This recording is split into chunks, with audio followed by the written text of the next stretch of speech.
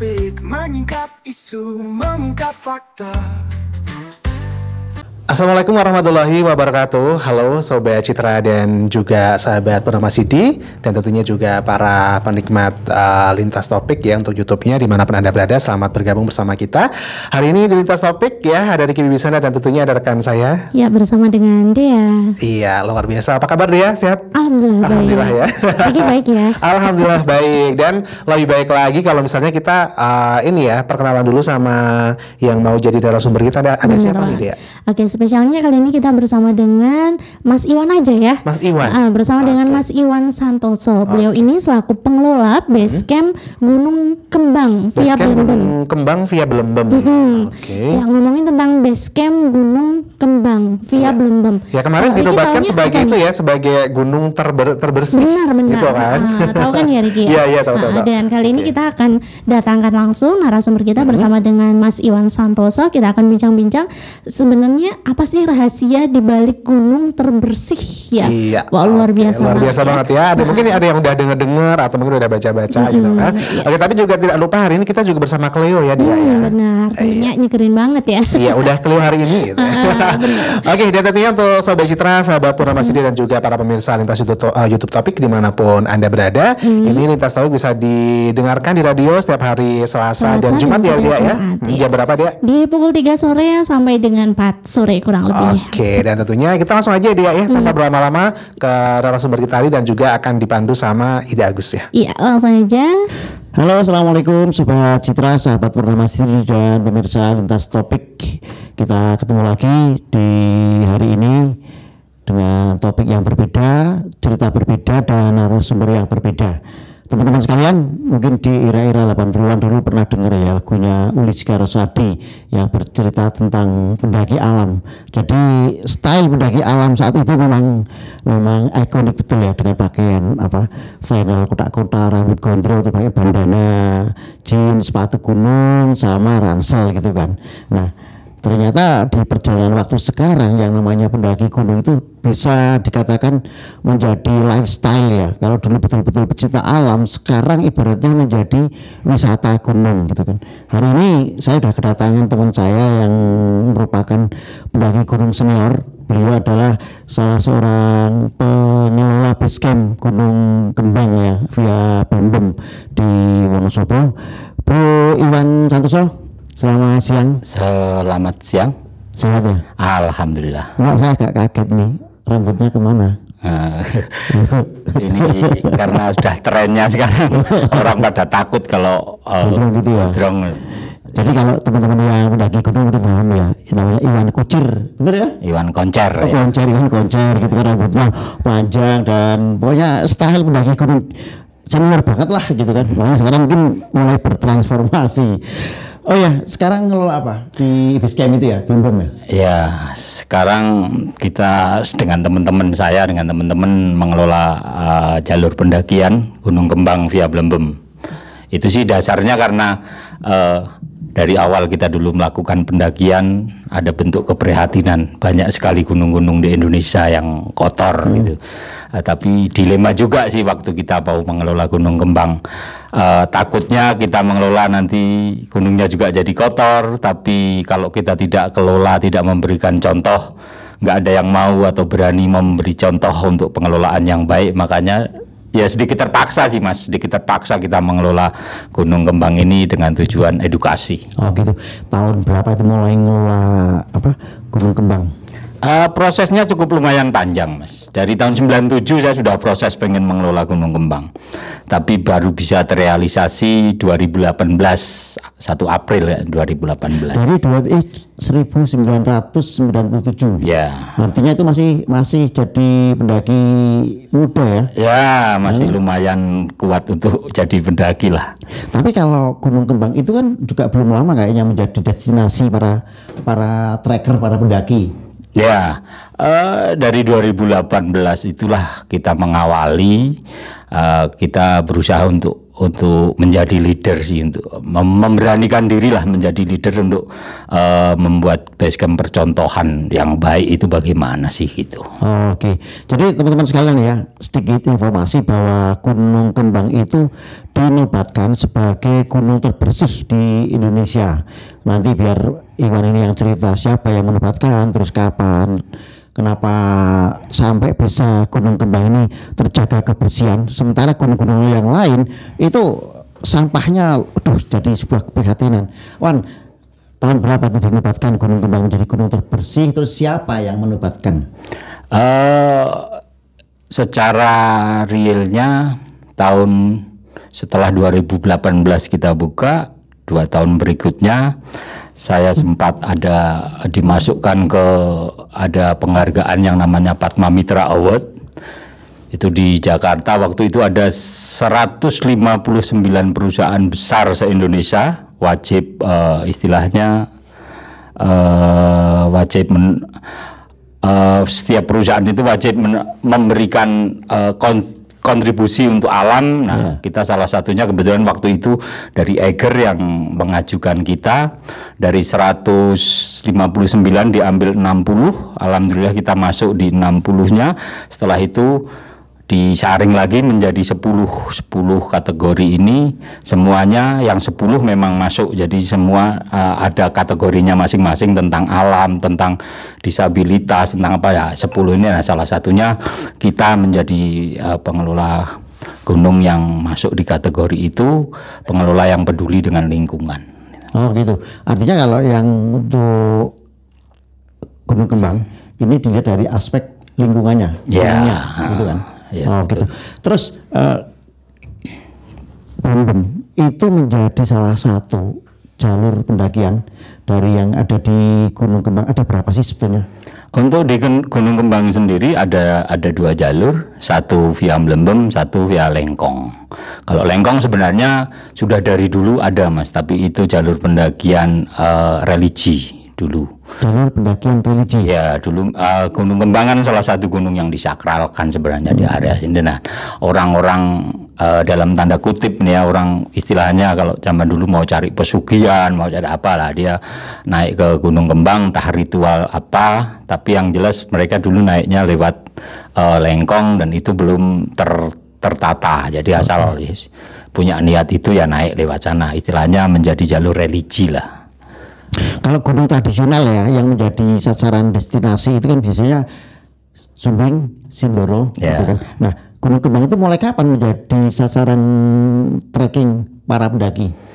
Ya, setelah kita melakukan atau membuka jalur pendakian resmi Gunung Kembang via Blembem dari tahun 2018 sampai sekarang ini, sekitar 1 tahunan berikutnya kan terus untuk Lengkong sendiri menyusul, mereka mengelola sebagai jalur pendakian umum gitu. Nah, Gunung Kembang dibandingkan dengan Gunung Sindoro, Gunung Sumbing itu kan relatif lebih pendek. Ya. Tapi dikenal juga bahwa trek yang ada ini termasuk terjal gitu kan. Bagaimana sebetulnya Iwan sebagai pengelola itu mensikapinya? Kalau bicara ketinggian kita masih di bawahnya jauh, masih di setengahnya lah istilahnya. Tapi ada bentuk keprihatinan kita manakala pendaki-pendaki sekarang ini melihat gunung itu hanya dari ketinggiannya, Mas. Jadi dia kadangkala menganggap enteng gunung-gunung yang tidak terlalu tinggi, jadi kesannya naiknya itu kesannya asal-asalan. Nah, begitu masuk Kembang mereka kena shock terapi. Ternyata tidak semua gunung yang pendek itu enak-enak saja treknya. Memang di tempat kita memang treknya trek untuk belajar si pemula agar dia memahami, tidak meremehkan gunung itu. Sekecil apapun gunung tetap mengandung resiko kan itu. Direkomendasikan nggak Gunung Kembang ini untuk para pendaki pemula?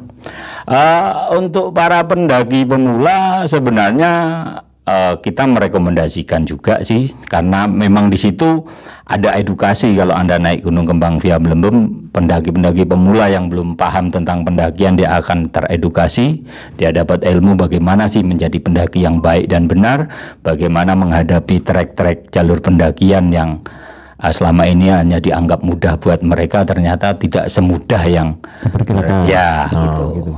Nah, oke, tentang edukasi nanti ya. Saya ingin melihatnya seperti ini, ketika Gunung Kembang itu dinobatkan sebagai gunung terbersih, dampaknya apa? Artinya kan ada sebuah tanggung jawab moral untuk bisa mempertahankan, jangan sampai Gunung Kembang ini menjadi gunung-gunung lain di mana sampah menjadi persoalan.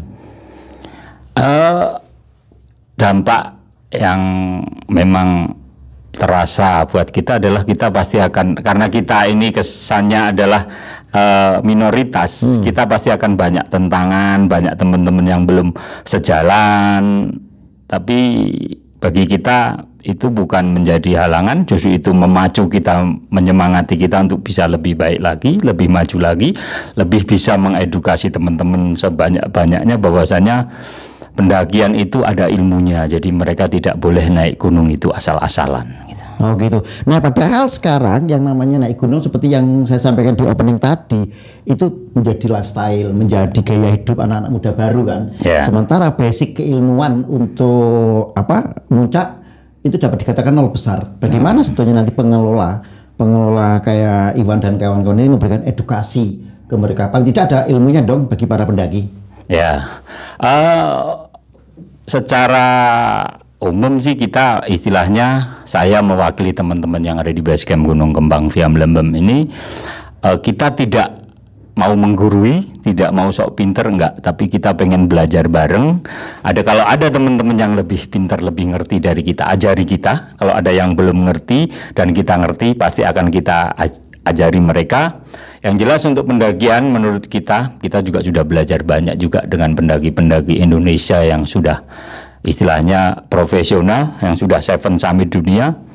Pendakian itu sebenarnya buat teman-teman kalau pengen menjadi pendaki yang baik dan benar, dia harus memahami 3 prinsip dasar di pendakian. Yang pertama itu adalah aklimatisasi, yang kedua adalah manajemen perjalanan, yang ketiga adalah safety prosedur. Ini 3 yang tidak boleh dipisahkan. Ini menjadi satu kesatuan untuk menguatkan, untuk membuat teman-teman bisa menjadi pendaki yang baik dan benar. Aklimatisasi, manajemen perjalanan, sama safety. Ya. Selama ini mereka sudah memahami belum para pendaki itu dengan 3 ilmu? Selama kita buka Basecamp, hampir sebagian besar tidak memahami, Mas. Mungkin sebenarnya paham karena dia berada di zona nyamannya yang terbiasa tanpa teredukasi atau memberikan edukasi. Jadi tren pendakian yang hanya sebatas naik, registrasi selesai naik, registrasi selesai naik, tanpa ada pemberitahuan yang baik buat mereka, akhirnya banyak juga sih, Mas. Bahkan kadang-kala kita prihatin teman-teman yang notabene menjadi anak-anak mapala pun bahkan kadang-kala tidak tahu saat kita tanya ilmu dasar pendakian sih apa gitu. Itu banyak yang bahkan mapala pun juga banyak yang belum paham. Ternyata banyak yang tidak paham, Mas. Banyak yang tidak ngerti karena kesannya dianggap ilmu dasar, ilmu abal-abal, ilmu acek-acek gitu kan. Tapi ya, padahal itu ternyata menjadi kunci untuk semuanya. Contoh, kalau kita bicara dengan pendaki-pendaki profesional, semua pendaki profesional itu menerapkan yang namanya aklimatisasi. Itu wajib hukumnya. Jadi kalau bicara gunung di Jawa Tengah saja lah, sebenarnya aklimatisasi itu kan tidak susah, Mas. Hanya datang sampai base camp, istirahat sejenak, beradaptasi. Aklimatisasi itu kan beradaptasi dengan lingkungan setempat. Jadi sampai base camp, secara umum pendaki itu pasti datangnya dari daerah yang lebih rendah. Makanya kita menyarankan wajib aklimatisasi. Aklimatisasi di gunung-gunung di Jawa Tengah ya paling 15-20 menit cukup lah gitu. Tapi banyak yang nggak mau menerapkan itu. Dengan durasi hanya 15-20 menit cukup? Cukup lah. Lebih baik sampai 30 menit itu lebih baik. Tapi minimal 15-20 menit sebenarnya cukup. Nah, dari situ sebenarnya kita bicara aklimatisasi kan tidak susah. Datang istirahat, mau ngerokok-ngerokok, kayak yang suka ngerokok mau ngopi-ngopi lah. Hanya santai-santai saja sebenarnya. Tapi di situ ada space atau jeda waktu yang bisa kita manfaatkan, Mas.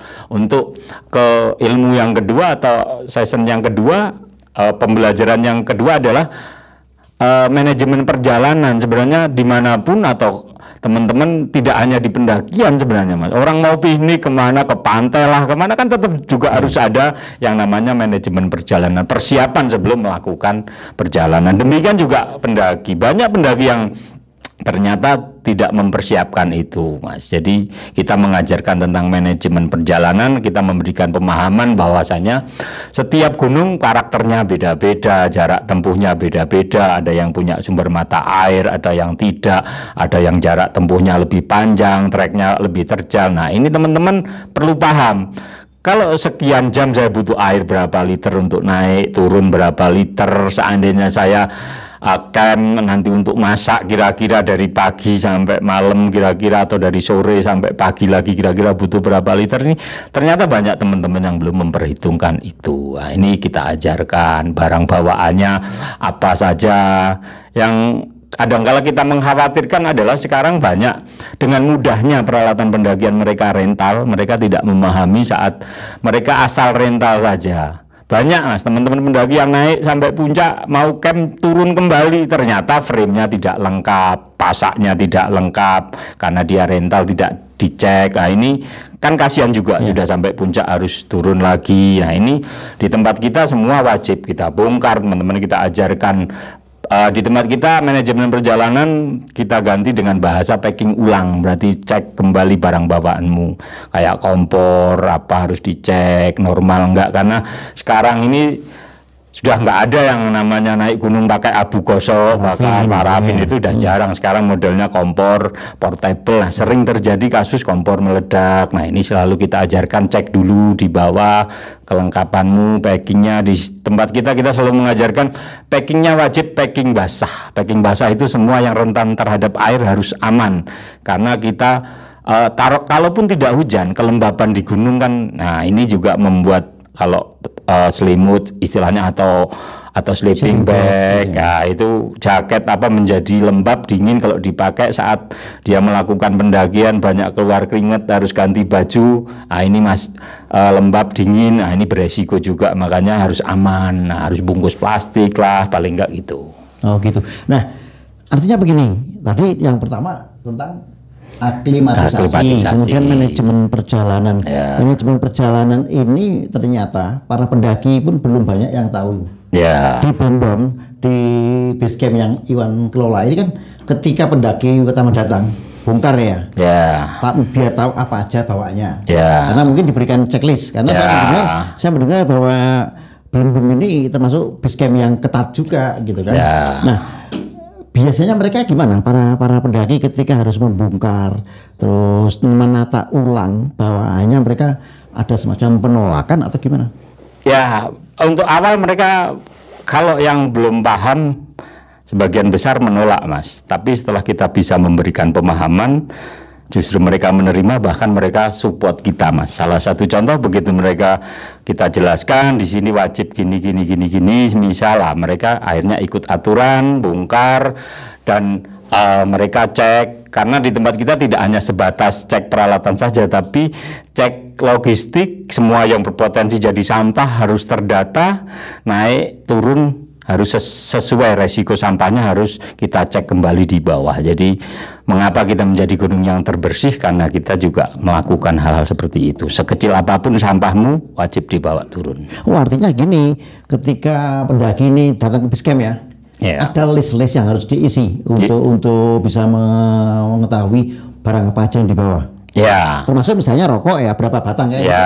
Rokok pun kita menghitung kamu bawa berapa batang, berapa bungkus, karena kalau hanya hitung batangannya saja kadang-kala bungkusnya dibuang karena tidak terlist. Makanya bungkus pun kita hitung, dan kita memberikan penyadaran ke teman-teman bahwasanya rokok itu sesuatu yang nikmat buat pendaki yang suka merokok, apalagi mendaki di puncak. Saya pun perokok dan saya merasa nikmat, tapi tidak semua orang merokok itu pasti habis, pasti ada sisanya. Nah yang kita khawatirkan adalah saat sisa-sisa ini tidak kita pantau dan dibuang sembarangan.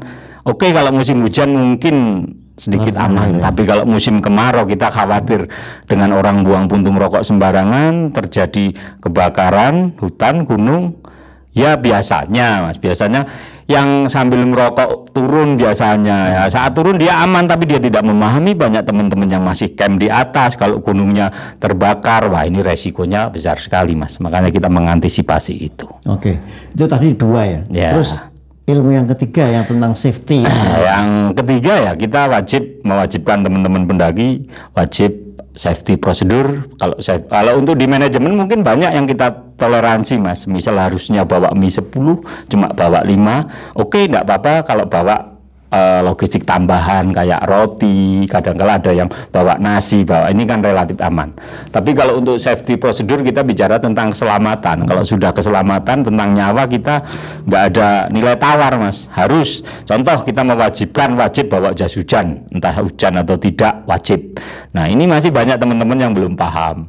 Oh Mas kita naik kan panas, kenapa harus bawa jas hujan? Nah ini teman-teman perlu kita berikan pemahaman bahwasanya hujan itu yang punya remote kan Tuhan Mas. Kalau Tuhan sudah berkehendak mau panas kayak apapun bisa aja dibuat hujan gitu kan. Nah ternyata dari inilah mereka mulai paham, oh iya ya Mas, ternyata hujan itu tidak harus nunggu mendung, panas pun kalau Tuhan berkehendak ya berarti boleh dicek lah Mas. Maksudnya di seluruh gunung di Indonesia seandainya ada pendaki yang tanpa bawa jas hujan naik terus di tengah perjalanan kehujanan, nggak ada pendaki yang turun beli jas hujan naik lagi, itu nggak ada, mesti diterjang dan resiko menjadi hipo atau sakit, masuk angin dan sebagainya itu banyak sekali kasus itu. Nah, kita coba meminimalisir itu gitu.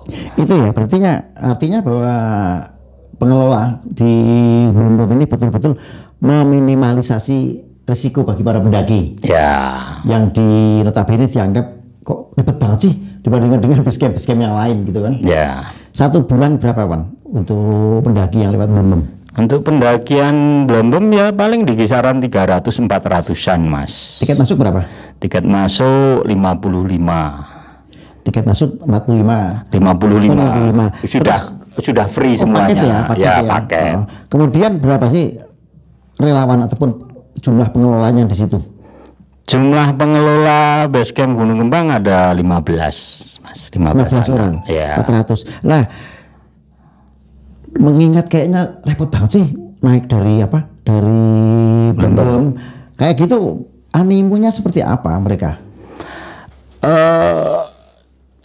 Kesini teman-teman sudah terbiasa Mas, karena sekarang kan era media sosial ya, orang mau naik kemana saja sudah bisa browsing dulu apa aturannya, harga berapa, lewat mana saja. Nah ini ternyata sekarang wah teman-teman juga sudah terbiasa naik Gunung Kembang, sudah tidak kaget, tidak bicara seribet dulu. Bahkan ada yang belum tersampaikan saat kita tadi bicara tentang safety prosedur.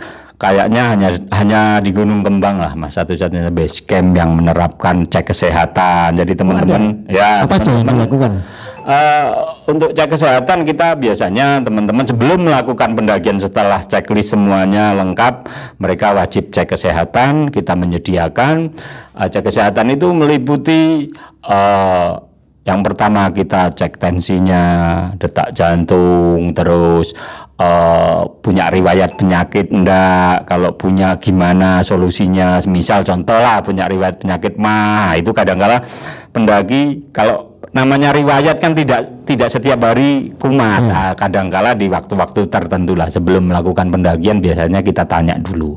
Kalau dia punya penyakit mah semisal, sudah bawa obat belum? Obatnya khusus enggak? Kalau khusus kita wajibkan beli. Kalau hanya obat-obat warung sebagai antisipasi penanganan awal bisa kita sediakan. Kalau dia tidak punya, nah, itu free, gratis. Yang penting bagi kita pendaki selamat itu menjadi prioritas utama buat kita. Oke, nah kalau misalnya seperti ini, list sudah dibuat nih, pendaki sudah memberikan daftar barang-barang apa yang dia bawa.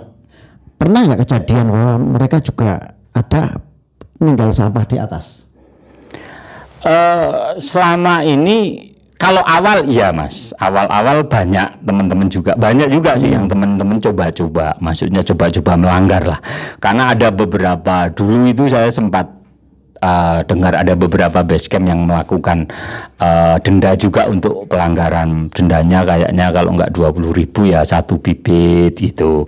Ternyata ini tidak membuat efek jerah, Mas. Teman-teman justru menganggap paling 20.000. Kenapa saya harus naik lagi ambil sampah mending bayar denda. Nah, sementara di tempat kita dendanya Rp1.025.000 per item. Rp1.025.000 per misalnya, item. Dia ninggalkan 1 puntung rokok, itu berarti Rp1.250.000. Ya, kena dendanya. 20 sudah dikalikan ya, itu. Pernah nggak itu terjadi?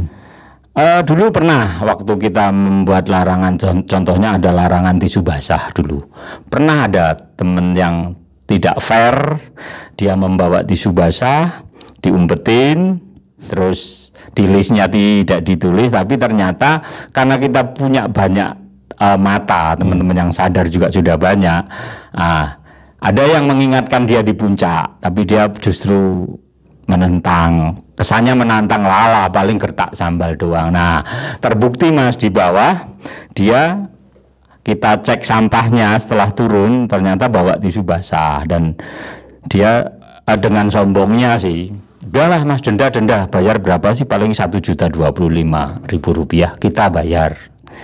Tapi begitu saya ngomong oke, kalau Anda siap di denda, coba dicek kembali list yang kita berikan, dicek itu tulisannya apa. Ternyata per item ini kamu bawa tisu basah yang besar itu ada 50 lembar, berarti 50 juta lebih kamu harus bayar denda.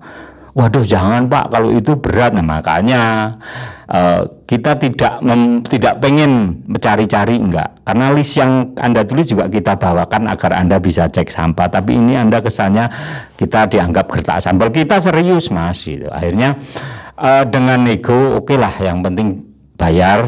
Dia bayar Rp1.025.000. Saat dia bayar waktu itu, yang 25 itu kita berikan ke warga desa yang anak tidak mampu. Memang itu sebenarnya dendanya 1 juta. Kenapa kita tambah 25.000? Itu 2,5%-nya dari 1 juta yang bukan hak kita, dan itu langsung kita kirim ke kampung, kita berikan anak yang tidak mampu, entah mau buat beli buku atau beli apa, yang penting kita berikan itu. Dan yang 1 juta itu waktu itu kita belanjakan martabak dengan roti bakar Mas. 1 juta kita belanjakan itu, kita makan bareng-bareng dengan pendaki semuanya, dan kita sampaikan bahwasanya denda ini bukan buat kita Mas, denda ini buat seluruh pendaki, karena kalian yang punya gunung, kalian yang menjaga gunung, jadi ini hak kalian semua. Artinya ini menjadi semacam kayak shock terapi gitu ya.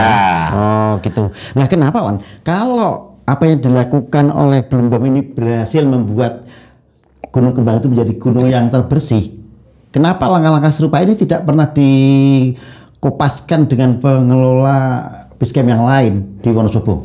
Nah, yang membuat masih agak susah pemahaman ini, masih teman-teman pengelolaan masih banyak yang belum memahami, dan trennya masih ini Mas, masih basecamp mana yang top itu adalah basecamp yang pendakinya rame. Jadi mereka bersaingnya adalah saat pendakinya rame, ya berarti basecampnya paling bagus. Mau itu asal-asalan pengelolaannya, standarisasinya tidak jelas pun mereka merasa sudah yang paling top gitu. Jadi ya agak sedikit susah sih untuk itu.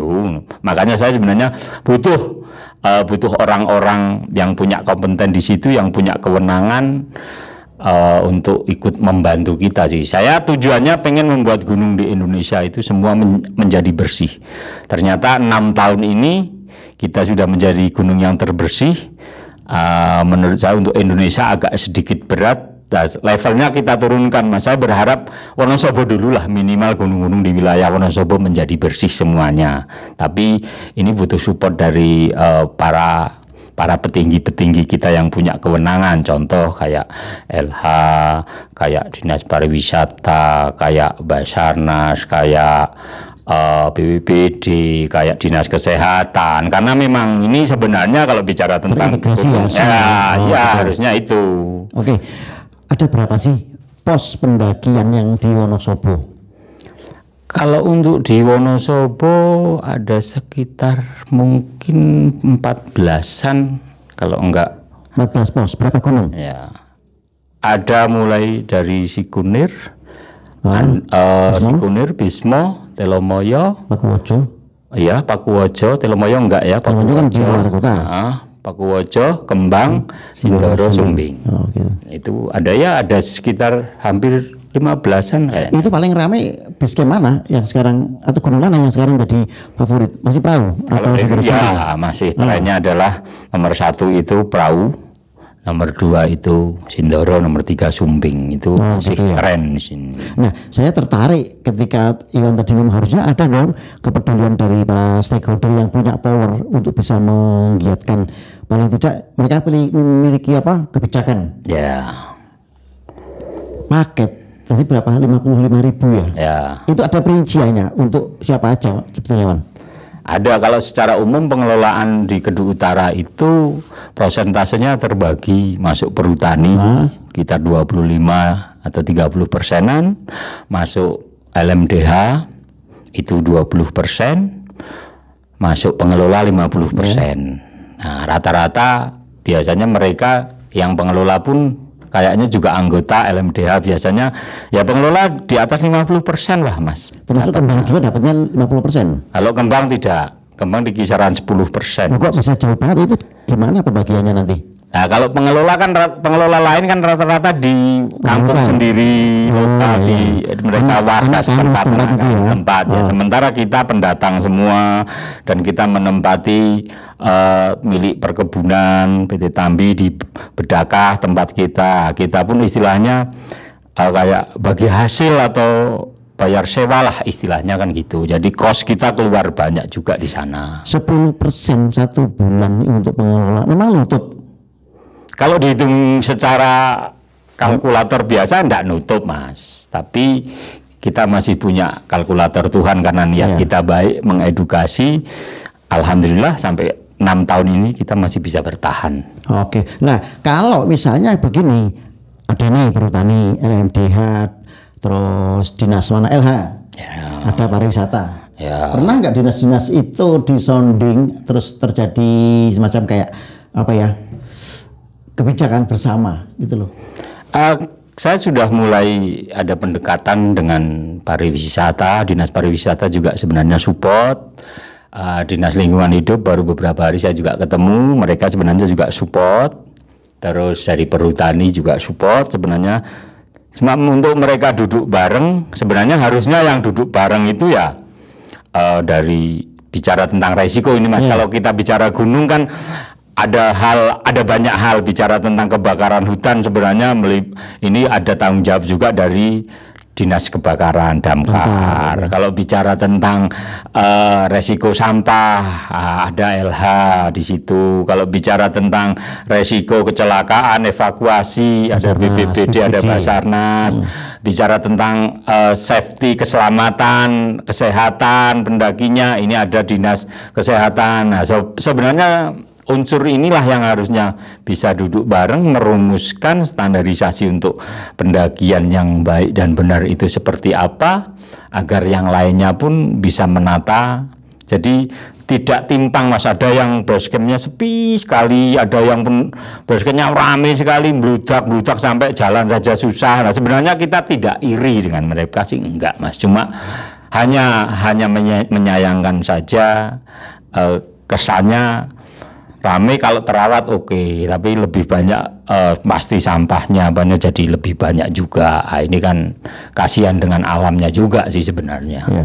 Oh iya, saya penting ini, Wan. Pendaki sudah membayar, artinya mereka sudah melakukan kewajiban. Tapi hak-haknya harusnya itu juga diberikan, misalnya tentang hak-hak kenyamanan dan lain-lain. Sementara basecamp yang lain nampaknya juga tidak memikirkan faktor sampah atau apa. Pernah nggak sih terus pendaki-pendaki itu ketika terjadi sesuatu itu terus menjadi tanggung jawab dari pengelola basecamp? Kalau secara umum harusnya iya, Mas, karena tiket kan juga ada asuransinya dan mereka sudah bayar. Itu sebenarnya menjadi tanggung jawab kita untuk memberikan kenyamanan, menjaga keamanannya, keselamatannya. Sebenarnya itu menjadi tanggung jawab basecamp juga, tapi karena kesannya ya dalam tanda kutip kesannya karena pengelolaannya asal-asalan, jadi menurut saya loh ya, menurut saya pribadi kesannya asal-asalan karena tidak teredukasi, mereka tidak memberikan hal-hal contoh kesehatan, cek kesehatan. Sebenarnya itu kan hak buat pendaki, wajib bayar iya, tapi haknya kadang-kala tidak diberikan. Secara kasat mata kan gini, Anda sehat, Anda ngelihat saya sehat, tapi kalau saya tanya tensimu berapa, saya yakin Anda tidak ngerti kalau belum dicek. Nah ini salah satu contoh. Nah, pendaki-pendaki sudah mau naik gunung kesannya sehat mas, kan gitu, tapi dari perjalanan jauh saya meyakini pasti tensinya naik karena capek, karena apa, sebenarnya wajib istirahat. Nah ini karena tidak dicek, ya ini menjadi resiko sebenarnya. Mereka asal naik dengan beban, apalagi yang camp bebannya lebih berat. Nah ini kan sebenarnya resiko besar juga, harusnya pengelola juga memahami itu. Gitu. Oh gitu. Nah sekarang masalahnya begini, posko yang Iwan kelola itu merupakan posko yang dapat dikatakan minoritas ya. Dari sisi regulasinya, dari sisi pengawasannya begitu ketat itu. Ada nggak sih sebetulnya terus sorotan dari para pengelola base camp yang lain? Malah bikin ribut, malah bikin sepi pengunjung dan lain-lain gitu kan? Ya, hampir sebagian besar teman-teman masih berpandangan seperti itu, tapi juga tidak semuanya sih. Ada beberapa teman yang juga sudah sejalan dengan kita dan mereka sudah merasakan memang dengan adanya checklist, edukasi, ternyata resiko-resiko harus evakuasi itu terkurangi, banyak terkurangi. Yang tadinya harus tiap malam minggu evakuasi, sekarang mungkin 2-3 bulan baru evakuasi. Ya ini karena hal-hal seperti yang kita terapkan, mereka juga meniru walaupun dengan cara mereka sendiri, tapi garis besarnya adalah mereka mulai mau menerapkan itu tentang packing ulang, tentang safety prosedurnya, walaupun tidak ada cek kesehatan, tentang kewajiban harus bawa jas hujan, bawa senter kalau ada apa-apa. Itu mutlak ya?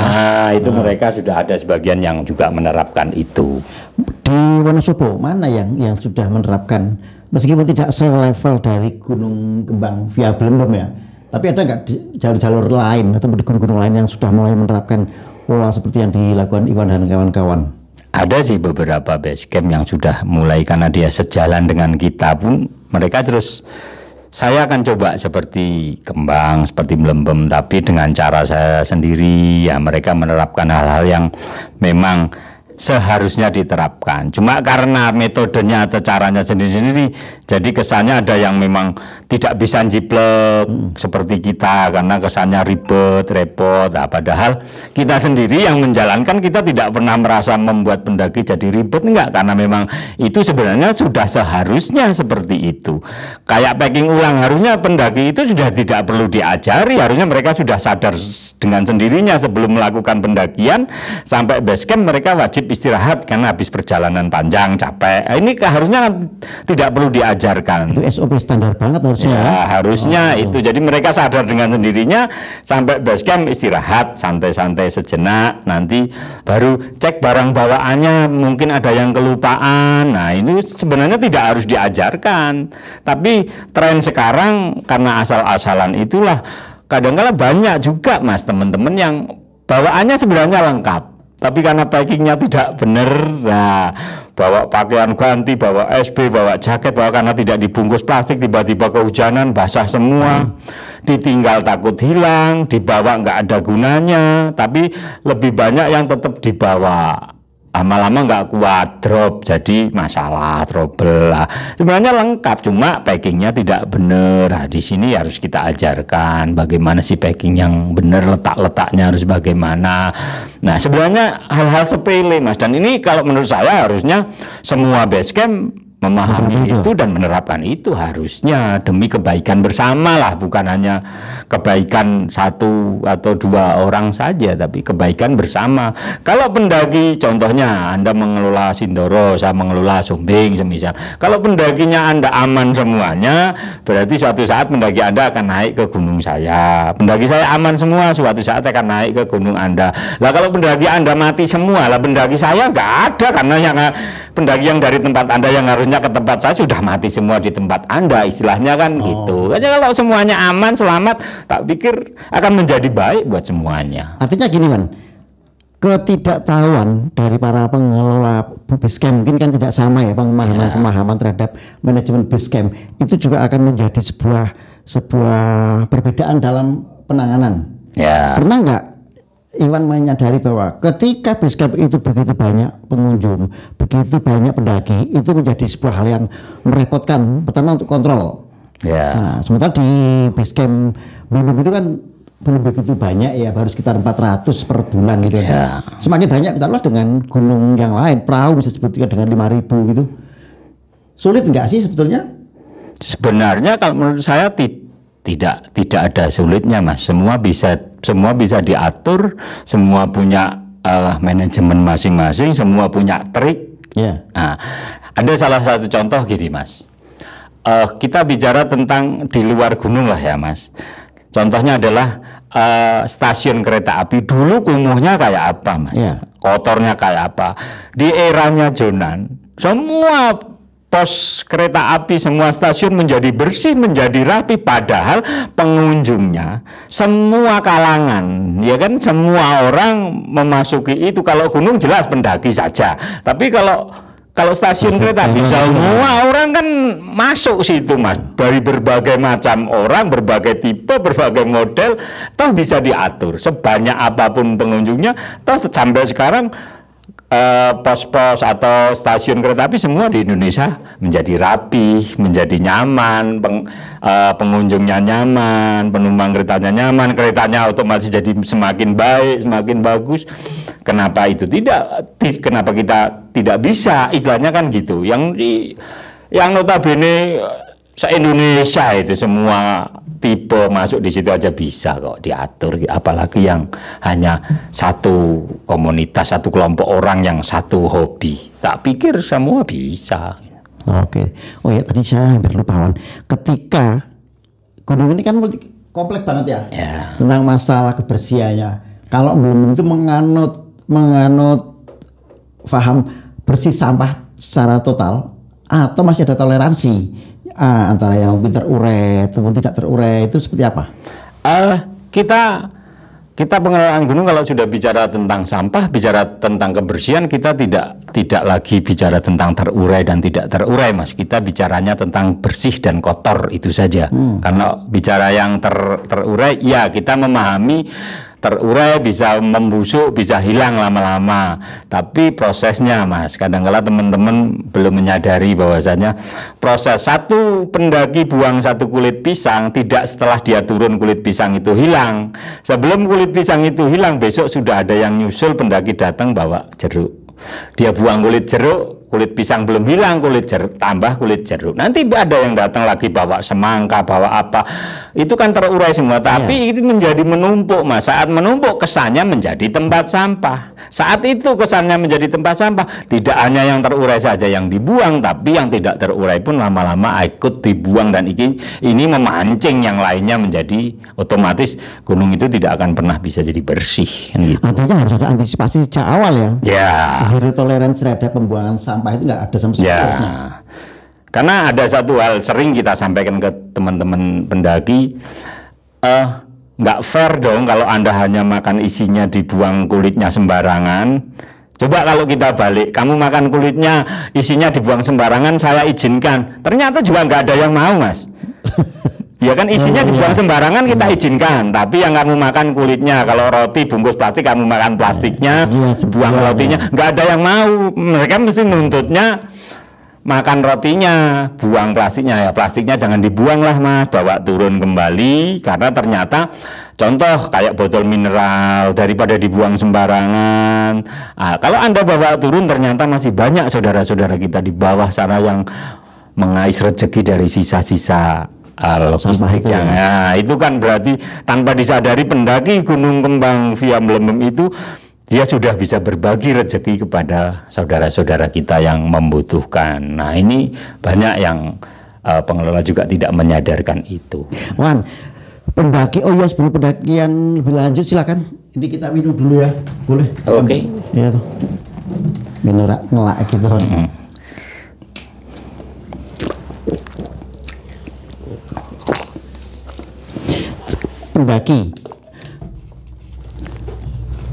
pendaki di Gunung Kembang itu tidak monoton kan, artinya gini, saya nggak hanya di Gunung Kembang nih, bisa jadi di gunung yang lain, di gunung A, B, C.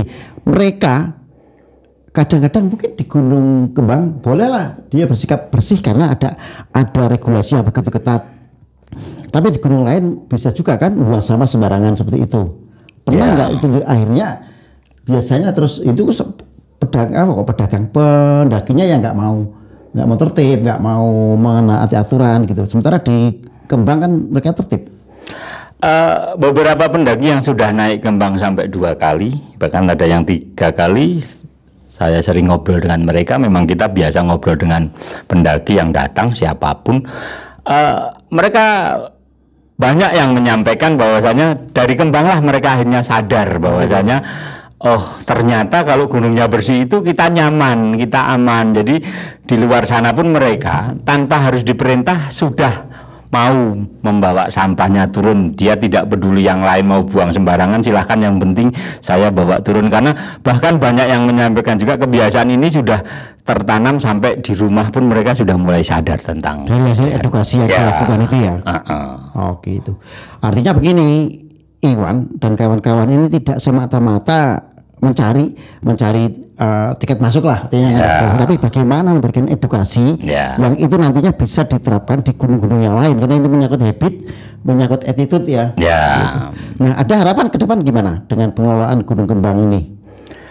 Harapan saya ke depan, saya pengen teman-teman pendaki seluruh Indonesia lah mulai sadar bahwasanya gunung-gunung ini bukan milik pengelola, gunung ini milik pendaki. Pengelola itu hanya satpam menjaga. Jadi kalau gunung-gunung, kalau teman-teman pendaki, saya berani meyakini kalau kita ketemu pendaki ditanya pengen naik di gunung yang bersih atau yang kotor, mesti jawabannya pengen naik di gunung yang bersih, Mas. Harapannya pendaki-pendaki sadarlah kalau kalian pengen naik di gunung yang bersih, ya ayo naik gunung dimanapun tanpa ada aturan pun semua mulai mau membuat gunung itu menjadi bersih. Dan saya meyakini itu sangat mampu dan sangat bisa kalau teman-teman mau bersatu, mau sadar bareng-bareng. Itu, Mas. Capek enggak ketika upaya itu belum mendapatkan dukungan dari banyak pengelola base camp? Kalau bicara capek, enggak, Mas, karena itu dunia kita dan kita sadar menjadi pengelola gunung memang harus seperti itu. Ibaratnya kalau saya menjadi montir, ya saya mau nggak mau harus bertemu dengan oli, dengan gemuk lah bahasanya kan, dengan kotor-kotoran. Itu sudah resiko dan itu sudah pekerjaan. Kalau pekerjaan itu kita hadapi dengan cinta, dengan senang, tak pikir nggak ada yang memberatkan, Mas. Dan itu apalagi ada hal yang baik, ada tujuan baik. Oh gitu, bagi kita justru satu kebahagiaan, Mas. Artinya tetap semangat ya, meskipun yang dilakukan ini belum mendapatkan dukungan dari banyak pihak, tapi apapun yang dilakukan hari ini insya Allah itu bisa menjadi hal baik di kemudian hari. Ya, dan saya meyakini itu, Mas, karena tanpa didukung siapapun, walaupun kita berharap semuanya mau mendukung, tapi ada satu hal yang perlu kita tegaskan bahwasanya kita masih didukung sama Tuhan, Mas, dan itu menjadi hal yang luar biasa, Mas, bagi saya. Itu, Mas. Oke, kita berharap juga nanti pihak-pihak yang berkompeten, stakeholder ini mau lebih peduli ya, lebih paham dan mau membuat lingkungan gunung ini nyaman, bukan hanya sekedar menarik retribusi, tapi bagaimana gunung itu bisa menjadi tujuan wisata yang bersih, terus sarana edukasi bagi para pendaki, baik itu yang profesional maupun yang pemula. Gitu ya, Wanda. Thank you, ini kehadirannya kita ngobrol udah lama banget, kayaknya nggak kerasa kan ketika kita ngobrol seperti itu.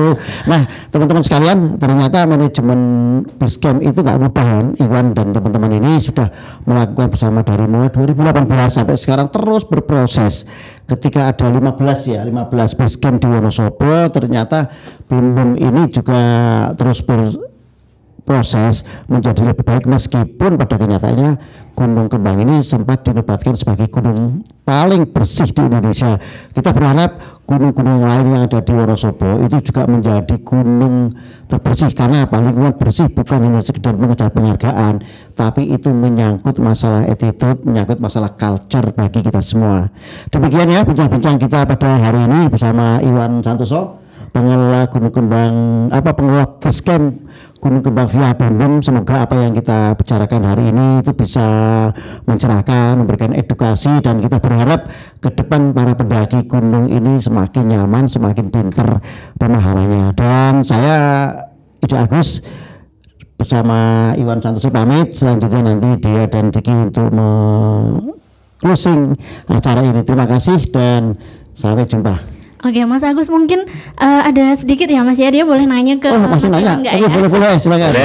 Mau nanya nih, Mas Iwan, kenapa sih kita perlu milih pendakian lewat Blembem kalau mau ke Gunung Kembang? Mungkin ada hal apa sih yang mungkin bisa ditawarkan oleh pengelolanya ya? Kalau Anda mau naik Gunung Kembang, yang jelas kalau Anda naik via Blembem, paling enggak kalau Anda lebih pintar, Anda bisa memberikan ilmunya kepada kita dan kita bisa ajarkan ke saudara-saudara kita yang belum mengerti. Kalau Anda belum mengerti, kita akan ajarkan. Kalau kita ngerti, pasti akan kita ajarkan. Yang jelas kita pertama yang kita jalin adalah persaudaraan, kita satu hobi, kita bisa belajar bersama dan kita bisa memberikan contoh yang terbaik untuk semua teman-teman kita. Oke, terima kasih banyak Mas Ida Agus dan juga terima kasih juga Mas Iwan. Oke. Ya, terima kasih Ida Agus dan juga narasumber kita. Ada siapa, Deha?